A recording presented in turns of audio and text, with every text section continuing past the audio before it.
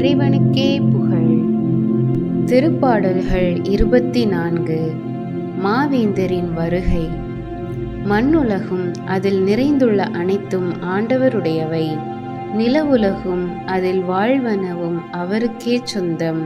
ஏனெனில் அவரே கடல் மீது அதற்கு அடித்தளமிட்டார். ஆறுகள் மீது அதை நிலைநாட்டினவரும் அவரே. ஆண்டவரது மலையில் ஏறத் தகுதியுள்ளவர் யார்?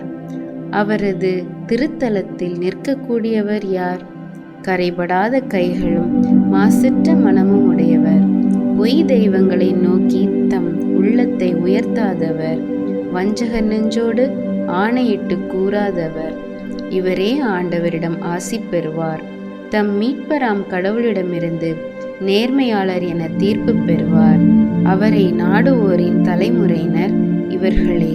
யாக்கோபின் கடவுளது முகத்தை தேடுவோர் இவர்களே. வாயில்களே, உங்கள் நிலைகளை உயர்த்துங்கள். தொன்மைமிகு கதவுகளே, உயர்ந்து நில்லுங்கள். மாட்சிமிகு மன்னர் உள்ளே நுழையட்டும். மாட்சிமிகு மன்னர் இவர் யாரோ?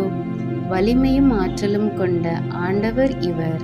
இவரே போரில் வல்லவரான ஆண்டவர்.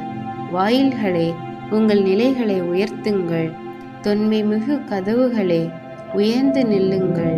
மாட்சிமிகு மன்னர் உள்ளே நுழையட்டும். மாட்சிமிகு மன்னர் இவர் யாரோ? படைகளின் ஆண்டவர் இவர். இவரே மாட்சிமிகு மன்னர்.